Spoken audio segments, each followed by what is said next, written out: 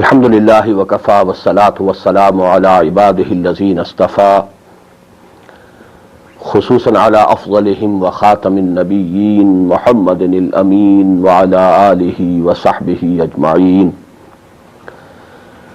اما بعد فقد قال اللہ تبارک وتعالی كما ورد فی سورة التوبہ وسورة الصف وسورة الفتح اعوذ باللہ من الشیطان الرجیم بسم اللہ الرحمن الرحیم هو الذی ارسل رسولہ بالہدی ودین الحق لیظہرہ علی الدین کلہ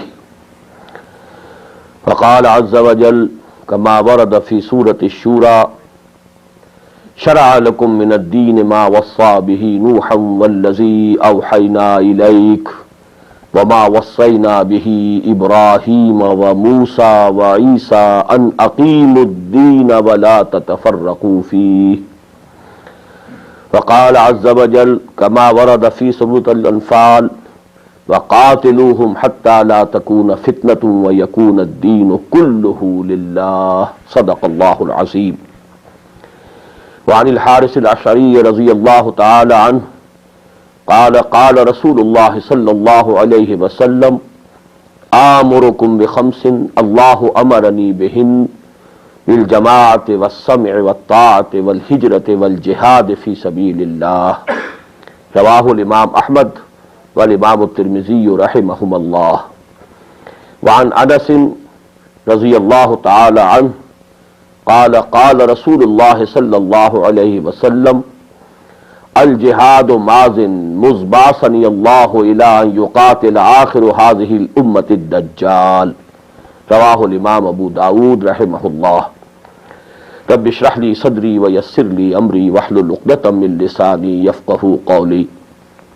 اللہم ربنا الہمنا رشدنا واعذنا من شرور انفسنا اللہم ارنا الحق حقا وارزقنا اتباعه وارنا الباطل باطلا وارزقنا اجتنابه اللہم وفقنا لما تحب وترضى اللہم وفقنا ان نجاہد فی سبیلک باموالنا وانفسنا اللہم ارزقنا شہادتا فی سبیلک آمین یا رب العالمین.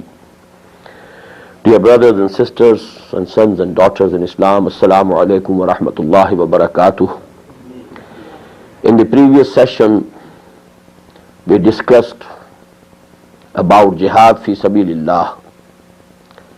Let us review briefly the topics regarding this discussion, which we have already completed. First of all, the importance of jihad fi sabilillah. Ayat 10 and 11 of Surah As-Saf clearly give us that one cannot hope salvation in the hereafter without jihad fi sabilillah. Then ayat number 14 and 15 of Surah Al-Hujurat clearly give us that jihad fi sabilillah is an integral part of Iman itself. Then we discussed two great misconceptions about jihad. Number one, that jihad means war, while we know that in the Qur'an we have a definite and separate term for war for the cause of Allah, and that is qital fi sabilillah. Qital is khas, jihad is aam. Qital is definitely jihad, but every jihad is not qital. Jihad is a broad-based concept, while qital is a particular thing. But the biggest result, that has been that jihad disappeared from our concept of faraid. It became, when we thought that jihad is war, and war is not going on all the time. So it becomes only farz kifaya. That is the loss that we have sustained due to this misconception. Number two, we have been thinking that when a Muslim goes to war, he is making jihad fi sabilillah. He might be a fasiq and fajir and zalim. He might be a despotic king. He might be going to war only to increase his revenue, to increase his luxuries. Well, every war that a Muslim is fighting is not necessarily Jihad fi sabilillah. This has given bad name to this most sacred term of our deen, that is jihad fi sabilillah. Then we discussed the literal meanings of the word jihad. It is derived from juhud. Juhud means to strive for something. But when juhud comes against juhud, there is a confrontation between two juhuds. It becomes jihad or mujahada. Just as if unilaterally a person kills the other, it is qatl. When there are two groups pitched against each other, each one intending to kill the other, it becomes qital or muqatala. So this is the relationship between juhud and jihad or mujahada. Then we try to understand three levels of jihad in general terms. First of all, every living being is always making jihad, and that is jihad for existence, struggle for existence. Because in this world you have competition everywhere. You have to compete to support yourself. So that competition is everywhere. This is jihad lil hayah, jihad lil baqa, struggle for existence. Number two, every self-respecting human being makes two jihads. The jihad to snatch his rights from the usurpers. His rights, if they have been snatched and usurped by others, his freedom, his right of self-rule or self-determination. So they have to make jihad. And there is, jihadul hurriyah, the freedom struggle to get freedom, self-rule, self-determination. Actually, and this can go to even the level of qital, war of independence. So these two levels are common to all human beings. Muslims also can do it, and the non-Muslims also do it. But a Muslim, if he is making these two jihads, but he is, observing the rules of the Sharia, he is not using any forbidden means, haram means. He is only resorting to whatever is halal. Halal means. Then it is a part of the ibadah, and he will be rewarded for both of these jihads also. As the Prophet said, Al-Qasibu Habibullah. And the Prophet said, Man qutila duna malihi fahuwa shahidun. So if a Muslim is making these two jihads, the jihad for existence, the jihad for hurriyah, and if he lays down his life, he gets a shahada, a level of shahada. But there are levels, different levels of shahada. The highest level of shahada is when a Muslim lays down his life for the cause of making the deen of Allah supreme. That is the highest level of shahada. Then I told you, the third level is ideological jihad. Every human being has some philosophy, some ideology, consciously or unconsciously. And this ideology gives him a goal in life, an ideal, a nasb al-ayn, adrash in Hindi. So that cause that he has before him, that goal which he has before him, he strives for it. And then there is confrontation, opposing forces, there are obstacles. So he has to make jihad. So every human being makes ideological jihad also. Now what is this jihad? Here you have to use additional words to denote the cause that he has before him, the ideal that he has before him, the ideology that he is subscribing to. That you denote by the word fi sabil. Jihad fi sabil shirk, jihad fi sabil watan, jihad fi sabil qawm, jihad fi sabil ishtirakiyah, jihad fi sabil demokratiya, jihad fi sabil shaitan, jihad fi sabil taghut. These words, fi sabil taghut, I gave you in the ayah 76 of Surah An-Nisa. This is the word used. And those parents who were compelling their sons and daughters to return to the folds of shirk and kufr, and give up the company of Muhammad sallallahu alaihi wasallam, they were also making jihad fi sabil shirk. وَإِنْ جَاهَدَاكَ عَلَىٰ أَن تُشْرِكَ بِمَا لَيْسَ لَكَ بِهِ عِلْمٍ فَلَا تُطِعْهُمَا. So these things we must understand. Then this jihad is to be made with something.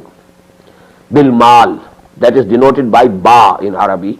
Jihad bil mal, jihad bil nafs, jihad bil qalb, jihad bil lisan, jihad bil qalam, jihad bil yad, jihad bil Qur'an, jihad bil sayf. So all these terminologies we can have with this jihad. Now the fourth point. Now we come particularly the ideological warfare based on Iman is jihad fi sabilillah. What is the objective? What's the goal? The goal is to make the deen of Allah supreme. لِيُظْهِرَهُ عَلَى الدِّينِ كُلِّهِ, which was the purpose of the advent of Muhammad sallallahu alayhi wa sallam. Why he was sent? هُوَ الَّذِي أَرْسَلَ رَسُولَهُ بِالْهُدَى وَدِينِ الْحَقِّ لِيُظْهِرَهُ عَلَى الدِّينِ كُلِّهِ. At three places, as I have told in the beginning, in Surah Al-Saf, in Surah Al-Tawbah, in Surah Al-Fath, these words appear without any difference of a jot or a dot. هُوَ الَّذِي أَرْسَلَ رَسُولَهُ بِالْهُدَى وَدِينِ الْحَقِّ لِيُظْهِرَهُ عَلَى الدِّينِ كُلِّهِ. Then ayah number 13 of Surah Al-Shura, that tells us that this was the purpose, that this was the commandment given to all the messengers of Allah subhanahu wa ta'ala, all the messengers. شَرَعَ لَكُم مِّنَ الدِّينِ مَا وَصَّى بِهِ نُوحًا وَالَّذِي أَوْحَيْنَا إِلَيْكَ وَمَا وَصَّيْنَا بِهِ إِبْرَاهِيمَ وَمُوسَى وَعِيسَى أَنْ أَقِيمُوا الدِّينَ وَلَا تَتَفَرَّقُوا فِيهِ. You have to establish our deen. You have to strive for it. You have to make jihad for it. So we may call to establish the deen of Allah on earth. We may call to establish the kingdom of heaven on earth. We may name it to establish the system of caliphate on earth. This is only the difference in words. Actually, the meaning is the same. Now, in generalized terms, we should understand three levels of this jihad also. If you have an ideology, and if you are a healthy person, not having a diseased psychology, a normal psychology, normal person, healthy person, he must himself practice his ideology. He shouldn't profess something else and practice something else. That is what Allah subhanahu wa ta'ala has mentioned in the beginning of Surah Al-Saf. يَا أَيُّهَا الَّذِينَ آمَنُوا لِمَ تَقُولُونَ مَا لَا تَفْعَلُونَ كَبُرَ مَقْتًا عِندَ اللَّهِ أَن تَقُولُوا مَا لَا تَفْعَلُونَ. Why are you saying what you don't practice? This saying and professing and claiming what you are not practicing, it is not going to give you any credit in the hereafter. Rather, it is a great thing to annoy Allah subhanahu wa ta'ala. It increases his ghadab like anything. So you must conform to your ideology. You must be a model, practical model of your ideology yourself. Then the second step is, in a normal and healthy psychology person, he must propagate his ideology. He must call people. I quoted the hadith yesterday that the Prophet said sallallahu alayhi wa sallam, لَا يُؤْمِنُ أَحَدُكُمْ حَتَّى يُحِبَّ لِأَخِيهِ مَا يُحِبُّ لِنَفْسِهِ. None of you can be a mu'min in the real sense of the word unless he likes for others, his brothers, the same thing which he has liked for himself. If you have adopted for yourself the attitude of Iman and Islam, you must like this for your brothers, for your friends, for your relatives, for your kith and kin. You must propagate it. So that is the second, necessary thing to be done at the ideological level. And the final, the third, the highest is that you must establish that ideology as a living politico-socio-economic system. That is the duty of a person who believes in ideology. If somebody believes in Marxism and he is living comfortably in a capitalistic society, what do you say? He is a hypocrite. He doesn't believe in Marxism. It's only lip service that he is doing to the Marxist theory. Actually, he doesn't believe in it. What's the proof of his belief? He should be striving, to topple over this capitalistic system and establish the system of Marxism and communism. That is the proof of his sincerity, his truth. So the same is true here also. If you believe in the deen of Allah, it's your duty, logical duty, that you have to strive and you have to make jihad to establish that deen as a living, real, politico-socio-economic system. So these are the three levels. Now we discuss the first level. Ya ayyuhalladhina amanu ittaqullaha haqqa tuqatih. Ya ayyuhalladhina amanu udkhulu fi silmi kaffa. Ya ayyuhan nasu ubudu rabbakum alladhi khalaqakum Be a bondsman to Allah. Enter Islam, but enter in totality, not partially. And you should have taqwa of Allah as his right of taqwa. So these verses of the Qur'an, these ayat, they are sufficient, and I told you, every person, every Muslim, every mu'min has to make 3 jihads to be a real Muslim, practicing Muslim. Jihad against his own self, his id or libido. Jihad against shaitan. Quran says, Inna shaitana lakum aduwan, fattakhizuhu aduwa. Shaitan is enemy to you. So you take him as your enemy. Don't make friend with him. Don't think that he will give you some good advice. Yuwaswisu fi sudurin nas. He will always excite your animal instincts, your id and libido. So you have to fight out against shaitan and his disciples also. And number 3, you have to resist the pressures of this society, social pressures of a perverted society. So 3 aspects of jihad at the first level. Then we come to the second level, and that is the ideological warfare. If you believe in Iman, there are people who believe in Kufr. If you believe in Tawheed, there are people who believe in Shirk. If you believe in Islam, there are people who think that the communist theory is more correct and the socialist system is more justful and just. So there are ideologies. You are not in a vacuum.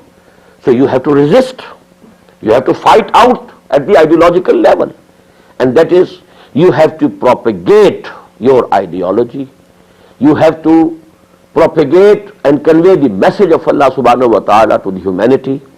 You have to call the people to the path of Allah. So these 2 words, please note. Dawah and tabligh. What is tabligh? In tabligh you reach out to the people to convey to them the message of Allah subhanahu wa ta'ala. And in dawah you call them to the path of Allah subhanahu wa ta'ala. So actually tabligh and dawah, they are the 2 sides of the same process. You reach out to convey the message, it is tabligh. You call them, bring them to the fold of Islam, to the path of Allah subhanahu wa ta'ala. Udu ila sabili rabbika bil hikmah wal ma'izatil hasana wa jadilu billati ahsan. Now here, as I told you, because people have their own ideologies, so there is going to be a confrontation between the ideologies.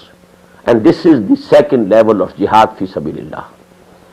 And this has again 3 sub-levels. At the top is bil hikmah. In every society there are some people who are intellectuals. They won't listen to sermons. They want arguments. They have their own ideologies, their own thought. It must be proved to them that their ideologies are false. Their thinking is wrong. Their ideas are not sound. You have to prove it. So actually, with dalil, with hikmah, with burhan, Quran, invites and calls the others. You prove your point. If you have any burhan, come with it, come forward with it. Qul hatu burhanakum in kuntum sadiqin. If you demand burhan from others, others have also the right to demand burhan from you. So the highest level of tabligh and dawah is at the intellectual level. You must have sound arguments, and you must be able to communicate at the highest intellectual level of this society. Unless you have the same, frequency, and you are speaking at the same level, you will not be able to communicate to the intelligentsia, to the intellectuals in that society. And unless the intelligentsia or the intellectuals or the brain trust of a society is converted to Iman, the society as a whole will never be converted. You will be able to convert individuals only through sermon. But unless you convert the brain trust of that society, the think tank of that society, the intellectuals of that society, you won't be able to convert the society, to change the society as a whole. And if you want to establish the deen of Allah, you have to change the society, the social order as a whole. Let me give here an example, a simile. In human body, weighing, how many kilograms, 100 kilograms and so on. But there is brain here. Very small thing. Maybe 1 kilogram. That's all. But it is controlling the body. Your hands can hold something. Your feet can take you to some place, your legs. But where to go, where not to go is decided here.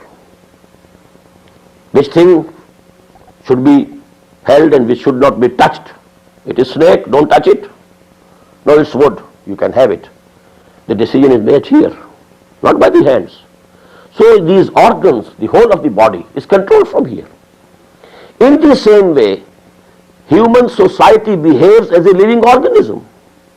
It has its own arms and legs and feet and hands, but it has its brain. That we call the brain trust of the society. And unless you convert that brain trust of the society to Iman, to your ideology, the society as a whole will not be converted. So that is the importance. That is why Qur'an is mentioned at the top. Ud'u ila sabili rabbika bil hikmah. And the second level is wal mau'izatil hasana. Common people, masses, because they don't have any philosophies in their minds. So they are like clean slates. You can write anything on them. But if there is something written already, you have to wipe it out. So in those intellectuals' minds, something is already ingrained. You have to remove it, and then only you will be able to write something. But in common people, al-mau'izatul hasana. Ud'u ila sabili rabbika bil hikmati wal mau'izatil hasana. Good sermon. There is a saying in Persian, as dil khezat bar dil rezat. If something is coming from your heart, it will reach the heart of the person to whom you are talking. But provided there are no mental barriers in between you. If there are mental barriers, if he has some philosophies, then you have to pierce those barriers to reach his heart. And that is, what I discussed, that the highest level is with hikmah. But where there are no barriers, it's like a clean slate. Only sincerity is needed. And the second thing which is needed is, you must be practicing what you are preaching. These two conditions if you fulfill, common people, masses, they will accept the advice. This is called Mu'izatul Hasana. Good advice, good sermon, good verse. And the third level is, you have to fight out and confront in argument those who are misleading the people. The Munazara and Mujadala, Jadilum billati ahsan. There are Christian missionaries trained for this work. There are Qadiani missionaries. They are trained, special training is given to them. And a common Muslim cannot argue with them. Even an alim, a common alim, he cannot argue with a Qadiani muballigh because he has been trained specially, given special instructions. So you have to fight them out at their own level. You have to meet them in their own elements. And that is mujadala or munazara. But the word in Qur'an is only mujadala, not munazara. Commonly we use the word munazara. This is also required. Just as Shaykh Ahmad is doing with the Christians. In the same way, people have been confronting the Arya Samajis in India. And there was a time, the Arya Samajis were sweeping, and unless there were some Muslims who could, argue with them and defeat them in Munazara, it might have happened that many Muslims would have converted to Hinduism. And there was the threat, you must be knowing, that in the last century, the last part of the 19th century, when we became slaves to the Britishers, then there was a raid, ideological raid of the Christian missionaries. And there was one, Father Fender. He started, doing munazara with the ulama of Islam from Calcutta. He reached Delhi. In every town he defeated all the ulama, because the ulama were not prepared for munazara. The ulama had never studied Bible, and he had studied Qur'an thoroughly. So they were very unequal. Then standing on the stairs of the Jame Masjid of Delhi, he declared an open declaration, an open ultimatum to any alim throughout India. Let him come and confront me in munazara. No, it was a very critical moment. Had there been no person to confront him and defeat him, what would have happened? The general masses, Muslim masses, they would have thought, we are defeated. We are defeated physically also. We have become slaves. And we have been defeated religiously also, because our ulama couldn't confront this person. But you know, there is a very beautiful couplet from Allama Iqbal, खून Israel आ जाता है आखिर जोश में, तोड़ देता है कोई मूसा तलिस्म सामरी. You know, then Maulana Rahmatullah from Kairana of district Muzaffarnagar of UP, Rahmatullah Kairanavi, Rahmatullahi alayh, he made munazara with him and defeated him like anything, because he had studied Bible thoroughly. So actually you need special training to be able to confront these people who mislead you masses. So this, now for this purpose, how can you do this job unless you don't know your Iman, your Islam? You only know certain things, you know, that's all. How can you confront? How can you make dawah? First you have to learn Islam. You have to have a deep understanding of Islam yourself. And then only you can make dawah, and you can make tabligh, and you can call people to the path of Allah. That is why, you know, the Qur'an says, and Allah subhanahu wa ta'ala, you know, ordered the Prophet sallallahu alaihi wasallam to proclaim, قُلْ هَذِهِ سَبِيلِي أَدْعُو إِلَى اللَّهِ عَلَى بَصِيرَةٍ أَنَا وَمَنِ اتَّبَعَنِي. Proclaim, O Muhammad sallallahu alaihi wasallam, this is my path, and I am calling towards Allah, having a deep insight myself. I am not calling them blindly. I have the insight, and not only I have the insight, those people who are following me, وَمَنِ اتَّبَعَنِي, they have also the deep insight into what they have accepted, or into what they are calling other peoples to. That is why, you know, the Prophet said, خَيْرُكُمْ مَنْ تَعَلَّمَ الْقُرْآنَ وَعَلَّمَهُ. The best amongst you are those who learn Qur'an, understand Qur'an, who dive deep into the meanings of the Qur'an. أَفَلَا يَتَدَبَّرُونَ الْقُرْآنَ أَمْ عَلَىٰ قُلُوبٍ أَقْفَالُهَا. And then they teach and propagate and convey not only the message of Qur'an, but the wisdom of Qur'an, the hikmah of Qur'an. وَمَنْ يُؤْتَ الْحِكْمَةَ فَقَدْ أُوتِيَ خَيْرًا كَثِيرًا. The best good in this world that can be given to any person is the hikmah, the understanding, the tafaqquh. That is why the Prophet said, خِيَارُكُمْ فِي الْجَاهِلِيَّةِ خِيَارُكُمْ فِي الْإِسْلَامِ إِذَا فَقُهُ. The best amongst you before Islam are the best amongst you now after Iman also. But if they have the tafaqquh, the deep understanding, the insight into what is Islam, what is Iman, what are the principles underlying Sharia, how is it interrelated logically? This is a whole system, organic whole. Unless you have that deep understanding, how can you convey the message? How can you call people, especially intellectuals, those who have their own ideologies? You can't call them. And let me in the end quote a hadith. The Prophet said, Man jahul mautu wa huwa yatlubul ilma لِيُحْيِيَ بِهِ الْإِسْلَامَ فَبَيْنَهُ وَبَيْنَ النَّبِيِّينَ دَرَجَةٌ وَاحِدَةٌ فِي الْجَنَّةِ. It is included in the Mishkatul Masabih, Kitabul Ilm, the third, you know, chapter of Kitabul Ilm. This hadith is given there. To whomsoever death comes in a state, in a condition that he was still learning deen, he was getting knowledge, but the sole purpose before him for getting this knowledge, for all this learning, was to revive Islam. لِيُحْيِيَ بِهِ الْإِسْلَامِ إِحْيَا أَحْيَا يُحْيِي إِحْيَاءً. To revive Islam. That was the sole goal before him, sole aim before him. That was his aim, objective.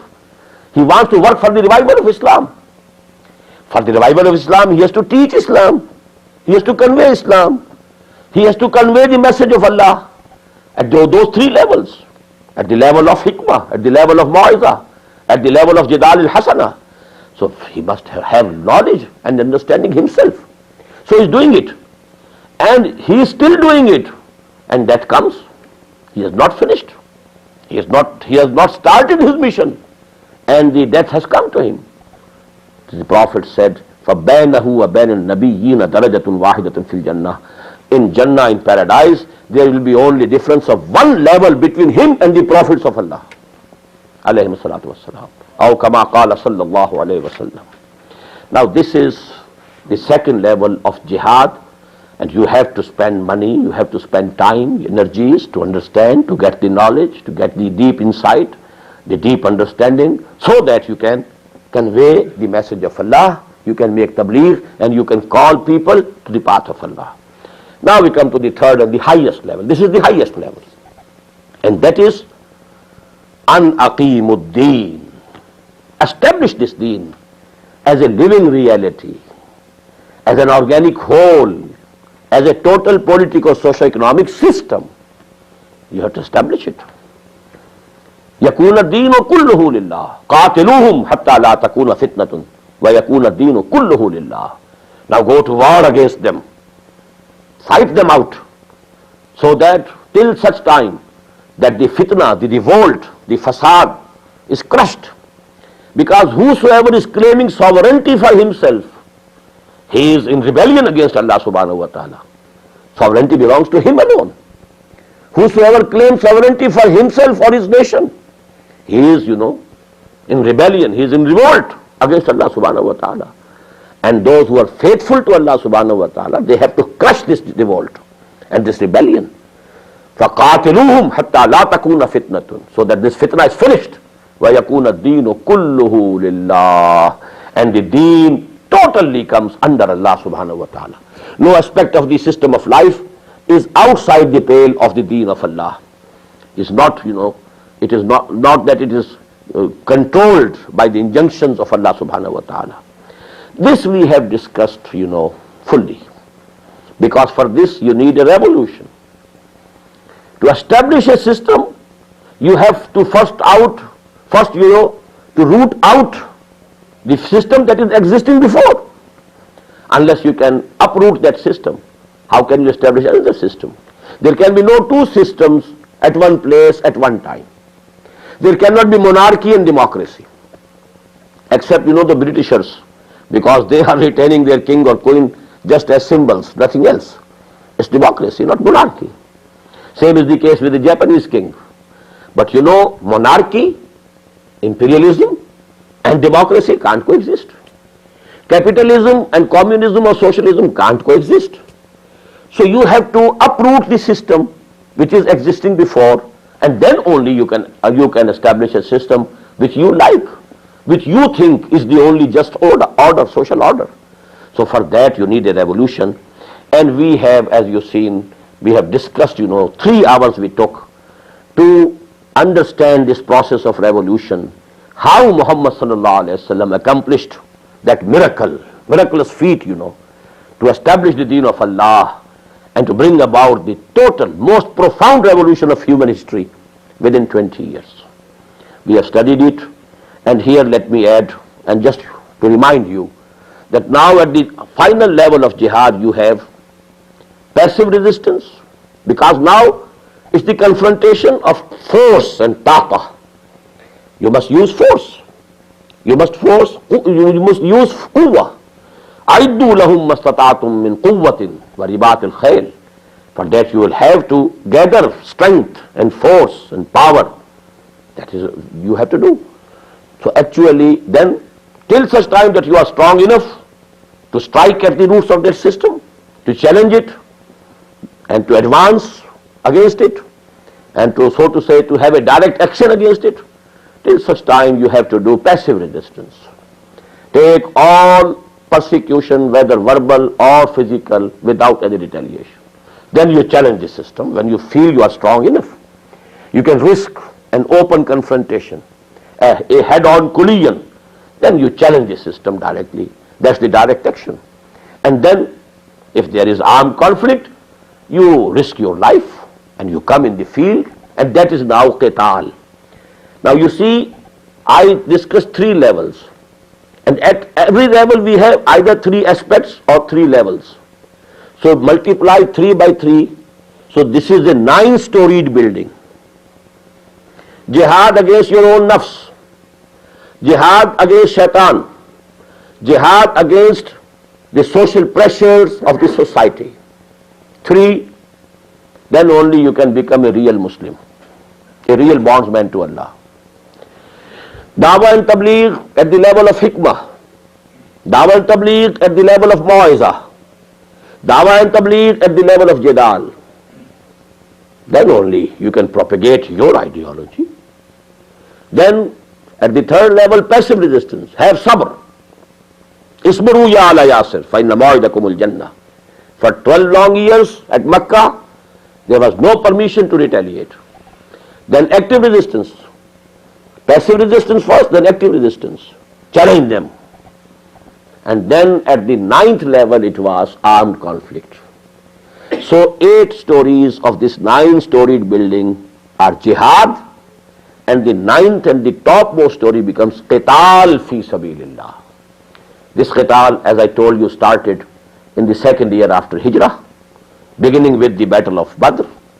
And as far as the Arabian Peninsula is concerned, it ended in the 9th year after Hijrah. It's a 6 or 7 years long war with different battles and with a small pause due to the Treaty of Hudaybiyah. So that is armed conflict, that is qital. 8 stories are jihad fi sabilillah, and the 9th one, the topmost one, is qital fi sabilillah. Now about this qital fi sabilillah, you know, there has been a person in Indo-Pakistan subcontinent, and I didn't want even to mention his name, Ghulam Ahmad Qadiani. The Qadianis follow him, and some of them accept him as Nabi, and some others accept him as Mujaddid. And thank God that we in Pakistan, at the highest constitutional level, decided that they are outside the pale of Islam. But what he said, deen ke liye haram hai ab dosto qital. He declared qital is now finished. Now qital has been forbidden. Qital is, you know, out of context. And you have only to make jihad. Jihad through lisan, jihad through qalam, jihad, you know, through qalb. And this qital, jihad bisayf, is abrogated. But it's absolutely wrong. But I want to mention here that most of us also do think in the same way. If you search your hearts, bottoms of your hearts, we think that only Tabligh can do it. Only sermon will serve the purpose. Why? The war was only for defense. There was, no initiative was there from the side of the Prophet ﷺ. I have given my views in detail. The initiative was taken by Muhammad ﷺ after Hijrah. He advanced towards Makkah, and he, started sending small groups, challenging the Quraysh, and, isolating them politically and blockading their, lifeline, blockade of Makkah. So actually this qital, I have narrated the hadith, from Hazrat Anas radiyallahu ta'ala anhu, and it has been included by Imam Abu Dawood rahimahullah in his Sunan, and that is, Al-Jihadu mazin muzbasani Allahu ila yuqatila akhiru hadhihi al-ummati ad-dajjala. Jihad, and here he means by jihad qital, because later on he uses the word qital. This will continue from the day Allah sent me to the times when the last part of my ummah will go to war against Dajjal. And that last time when I came here and I gave a lecture, that time is not very far off. That lecture of mine, a videotape was prepared that is available here. The turmoil in the Muslim Ummah, the things are going in that direction very fast. The appearance of Dajjal is not very far off now. And actually the Al-Malahim, there are full chapters, Kitabul Malahim, in the books of Ahadith. And there is the news and prophecy of the Prophet ﷺ, Al-Malhamatul Uzma, the biggest war that will be fought between the Muslims on one side and the Christians, 80,000 of them, 80 banners of Christians, under every banner 12,000. So that will be the number of the people from the Christian side, and the Jews will later on join them under the leadership of Dajjal. All these news are there in the books of Ahadith, in the prophecies of the Prophet ﷺ. So qital is continuous process. But qital fi sabilillah, You know, if a Muslim country is attacked by an enemy and you are fighting for defense, that's a different story. There's Jihadul Hurriya, and there's Jihadul Hurriya for every Muslim. It is permitted. Only what is required is that you don't use any haram means. You resort to only halal methods, halal means. That's the only thing. But qital fi sabilillah, for that you must pass through this process. This process of jihad bin nafs, jihadul nafs. You have to establish the deen of Allah on your own self and in the sphere of your authority, in your families, in your houses, in your homes. Then you have to make dawah. Then you have to have an organization, and that organization should be disciplined, and then only you can resort to the war for the cause of Allah. Passing through these 8 stages, then qital fi sabilillah, if it comes, then it is fruitful, it brings about results, as we see in the seerah of Muhammad sallallahu alaihi wasallam. Now, I have to give a few points more.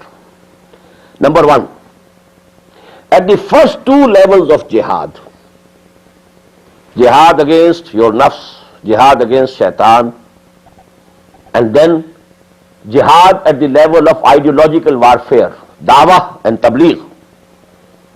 The tool of this jihad, the weapon of this jihad is Qur'an and Qur'an only. At both these levels. You can fight your own nafs, not with a sword, not with a dagger, not with a pistol. How to fight with your own nafs? How to fight the shaitan? You have the only sword with which you can kill your nafs, you can kill shaitan, that is Qur'an. And the method of preaching, I told you, inzar bil Qur'an, tabshir bil Qur'an, tazkir bil Qur'an, tabligh of Qur'an. I have quoted the ayat so many times. Uhiya ilayya hadha al-Qur'an li'unzirakum bihi wa man balagh. فإنما يسرناه بلسانك لتبشر به المتقين وتنذر به قوما لدا فذكر بالقرآن من يخاف وعيد ومن الليل فتهجد به نافلة لك. And you know, the word tabligh, occurs only in Quran at one place. Ya ayyuhar rasul balligh ma unzila ilayka min rabbik. What has been sent down to you, you have to convey this. That is why I told you, he never made lengthy sermons. Wherever he went for dawah and tabligh, he narrated and he recited the ayat of Quran. Yatlu alayhim ayati. So actually, this is the sword, this is the weapon, this is the tool. And I quoted in the previous session the ayah from Surah Al-Furqan, فَلَا تُطِعِ الْكَافِرِينَ وَجَاهِدْهُمْ بِهِ جِهَادًا كَبِيرًا. For 12 long years, Muhammad sallallahu alaihi wasallam was making jihad with Quran. There was no sword in his hand. What to speak of sword? He forbade his followers even raising their own hands for self-defense. What to speak of swords and weapons? So at these 2 levels, you may call it the tool of jihad, the weapon of jihad, the means of jihad. At these 2 levels is sirf Quran, only Quran. And let me quote here 2 couplets of Allama Iqbal. And in these 2 couplets, they are in Persian. Iqbal has given us the meanings of 2 ahadith. Let me quote the ahadith first. The one hadith, the Prophet said, and I referred to it in the previous session, Inna shaitana yajri minan insani majrad dam. This shaitan, this iblis, this permeates and circulates throughout the body of a man just like the blood. One hadith. The other hadith I quoted in some other of my lectures. The Prophet said, with every human being there is a shaitan. Some Sahabi, we should be thankful to him, he took the courage of asking him directly, do you also have a shaitan with you? The answer was yes. But I have subdued him. He obeys me. Now these are the 2 hadiths. And now listen to the Persian couplets. Kushtane iblis kare mushkil ast. to kill and slay Iblis is very difficult. Why? Zaake wu gum andar amake dilast. Because it is circulating in the human body. How can you kill it? You need some penicillin, you need some medicine which can circulate through the body to be, an antidote for this poison of Iblis which is circulating in the whole body. Kushtane Iblis kare mushkilast. It's a difficult job. Zaake hu gum andar amake dilast. It is there in the depths of your heart. Khushtara bashad musalmanash kuni. It is better that you make your Iblis Muslim. Make him surrender. Khushtara bashad musalmanash kuni. Kushtae shamshire Qur'anash kuni. You can kill it with the sword of Qur'an. So actually at these two levels, jihad against your nafs, jihad against wrong ideologies, the only weapon, the only tool is Qur'an. But at the highest level now, you need quwwah. أَعِدُّوا لَهُمْ مَسْتَطَعْتُمْ مِنْ قُوَّةٍ وَرِبَاطِ الْخَيْلِ. You have to gather strength. First of all, human potential. Party composed of dedicated, committed people who are ready to lay down their lives, who are ready to sacrifice everything that they have, all their belongings. That is the quwwah. And then weapons you must have. You must have all faith and confidence in Allah. But you have to gather all the strength that you can. Never, whatever you can, you have to do it. Never think that Allah will do it for you. Do whatever you can, what is within your power. You do it. And then you should have confidence in Allah subhanahu wa ta'ala, not before that. Now, the final point is organization. At these three levels, different types of organizations can do the job. Now coming from down upwards, this jihad against the nafs, this is essentially and basically an individual phenomenon. I can't fight against your jihad, against your nafs, and you can't fight against my nafs. I have to fight it out myself. I have to fight out my shaitan myself. It is with me. So actually this first jihad is essentially, basically, it's an individual phenomenon. Every individual have to make it. But here also, company, suhbah, ma'iyah, if you are together, if you are in the form of group, you have also decided that I will live as a Muslim, die as a Muslim. I also decide, I will live as a Muslim, die as a Muslim. You also decide, I am ready to sacrifice everything for the cause of Allah. I also decide the same. Now if we are together, if we have company of each other, if we keep company of those people who are devoted and who have that real iman, then you will get help from this company. That is ma'iyah, that is sohbah. And that is, in Surah At-Tawbah, Ya ayyuhallazina amanu taqullah wa kunu ma'as sadiqin. Oh, you who believe, you should yourself have the taqwa of Allah and be with those who are true in their faith, who are true in their actions. So you should keep their company. You should be with them. So it will be helpful because, to do this jihad alone, although you have to do it alone, it is individual phenomenon, but you will get help from the company of like-minded people who have the same goal, who have the same aims and objects in life. But no formal organization is necessary. Although in our history we find that there is the institution of bay'ah at this level also. This we call bayatul irshad. If you feel this person is a knowledgeable person, he knows the path of Allah, and he is a sincere person. He is not, having his own axis to grind, and he has no his personal ambitions. He is a sincere person. You attach yourself to him. This is irshad, murshid and mustarshid. One who is showing the path. Irshad means showing the path, to guide.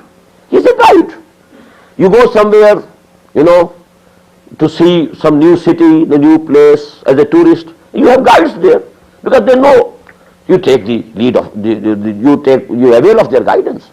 So in the same way, there can be guides in the spiritual, level, at the level of the path of Allah subhanahu wa ta'ala. They are called murshids. And those who attach themselves with them, they are called mustarshids, who want guidance. And for that, Bayatul Irshad has been instituted throughout our history. And there is a basis for that bayah also. Because the bayah, the first bayah of Aqaba in the seerah of Muhammad sallallahu alayhi wa sallam, which was 1 year before the bayah of Aqaba that I have narrated so many times, that is of Samotah. Before that, 1 year before that, the bayah was Bayatul Aqaba al-Ula. And in that, that what these things were mentioned.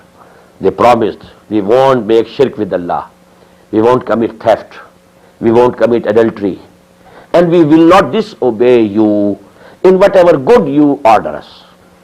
That is the bayah, and these are the words of Bayatul Nisa fi Suratul Mumtahina fil Qur'an. These are words there, because the Prophet sallallahu alaihi wasallam was given the guidance from Allah subhanahu wa ta'ala, rather a command from Allah subhanahu wa ta'ala. You have bayah, take bayah from the Muslim women also. And the wordings of the bayah of women, they are mentioned in Qur'an. The wordings of the bayah of men is nowhere mentioned in Qur'an. It is mentioned only in a hadith. I quoted the hadith yesterday. نَحْنُ الَّذِينَ بَايَعُوا مُحَمَّدًا عَلَى الْجِهَادِ مَا بَقِينَا أَبَدًا. The companions were chanting this couplet during the battle of Ahzab. We are those, we have given our bayah to Muhammad sallallahu alayhi wa sallam, that we shall continue fighting till death. So long as we are living, we will continue making jihad. نَحْنُ الَّذِينَ بَايَعُوا مُحَمَّدًا عَلَى الْجِهَادِ مَا بَقِينَا أَبَدًا. And there are the wordings, Bayana Rasulullah sallallahu alayhi wa sallam ala sami wa ta'ah. I narrated that hadith many times. It's a lengthy hadith. But these wordings we find only in the hadith. But the wordings of the bayah of women we find in the Quran, in Suratul Mumtahina. So that is, the organization at the first level. What about the organization at the second level? You have to convey message of Allah subhanahu wa ta'ala, to convey the wisdom of Quran. You have to teach and preach Islam. For that, institutions will do. A party is not necessary. Party is something else. Institutions, associations, you can have associations, publishing houses, you can have, because in these days you should have some telecommunication, if the means you can have, you should try to avail them. So for that, organizational basis can be loose organizations, associations, not that bayah of samotah fil maruf, not that disciplined organization. At this level, you need associations. You need institutions. They will do. Because, these all institutions, these madaris, Darul Ulum, they have been established. Why? To disseminate the knowledge of the word of Allah and the sayings of Muhammad sallallahu alayhi wa sallam. Qala Allah wa qala Rasul. Going on in all the Darul Ulums. So actually institutions, associations, and what we call in Urdu anjumans, these can work at the second level. But at the third and the highest level, to establish the deen of Allah as a politico-socio-economic system, to make it supreme, لِيُظْهِرَهُ عَلَى الدِّينِ كُلِّهِ, to bring about that position, يَكُونَ الدِّينُ كُلُّهُ لِلَّهِ. Well, that at that level, it is inevitable that you should have a disciplined party. And that party should have the discipline of the army, the proverbial discipline of listening and obeying, fully disciplined. And for that, I have given you the bayah, that is from Hazrat Ubadah ibn Samit raziyallahu ta'ala anhu, and that is the muttafaqun alayh hadith. Both Imam Muslim and Imam Bukhari agree on this hadith. And there is no higher level of authenticity of any hadith than this, the muttafaqun alayh. And that is Bayana Rasulullah sallallahu alayhi wa sallam ala sam'i wa ta'ati fil usri wal yusri wal manshati wal makrahi wa ala asaratin alayna wa ala la nunazil amra ahlahu wa ala an naqula bil haqqi ayna ma kunna la nakhafu fillahi lawmata la'i. There are additional words in the hadith which is included in the Sahih of Muslim. Illa an taraw kufran bawahan indakum fihi min Allahi burhan. You know, the obedience to Muhammad sallallahu alaihi wasallam was total. Whatever he said, he was masoom, he was infallible, he was not saying anything from his own mind. وَمَا يَنْتِقُ عَنِ الْهَوَىٰ إِنْ هُوَ إِلَّا وَحْيٌ يُوحَىٰ. But for nobody else, that obedience has to be final. That obedience is mutlaq. That obedience is absolute. No. The obedience to any other person after Muhammad sallallahu alaihi wasallam, even Abu Bakr, even Umar, even Usman, even Ali, radiyallahu ta'ala anhum ajma'een, and for any person after him till the end of this world, this will be conditional. This will be limited by the injunctions of the Qur'an. So what should you do? You have given bay'ah. So actually I told you, we have established Tanzeem Islami on the basis of this bay'ah. We added a word. Inni ubayyuka ala sam'i wa ta'ati fil ma'roof. Within the limits of the Sharia. You can't transgress the limits of the Sharia. It is only the Agha Khanis, the Ismailis, they give their Imam the authority that he can declare anything which is haram according to the Sharia as halal. He can declare anything he likes. So that is actually not the case with the Sunni Islam. It is the Imamiyah and especially the Agha Khanis.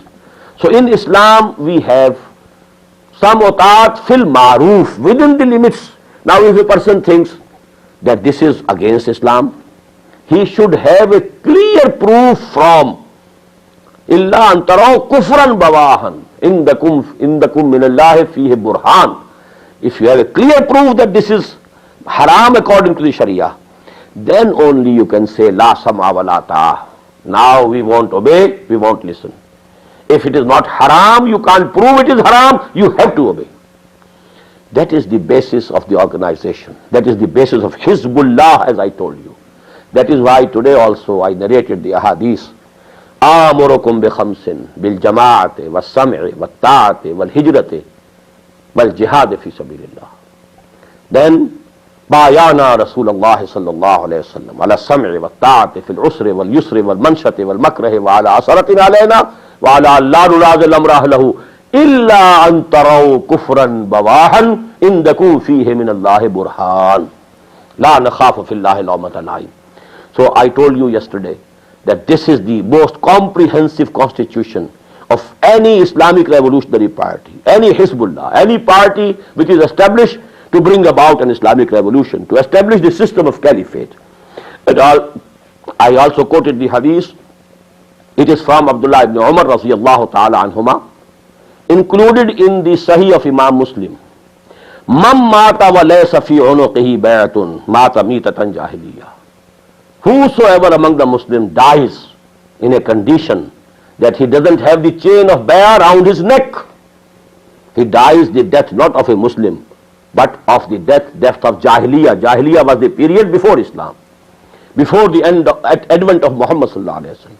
Clear verse. And I can analyze it because only two conditions are possible. Either there is the system of caliphate, the Islamic State is established. There you have to give bay'ah to the Khalifatul Muslimin or the Amirul Mu'mineen or whosoever is the caliph.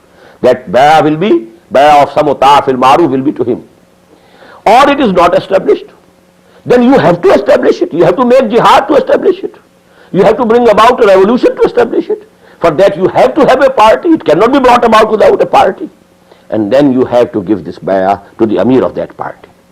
So this is the organization which is necessary, inevitable, at the highest, topmost level of the jihad, and that is to establish the deen of Allah. This is all that I wanted to say about jihad. I wanted to give my comments on jihad of Afghanistan and jihad of Kashmir and jihad of Bosnia, but not our time is now up. After this, I will give you briefly my opinions, inshallah. أقول قولي هذا واستغفر الله لي ولكم ولسائر المسلمين والمسلمين.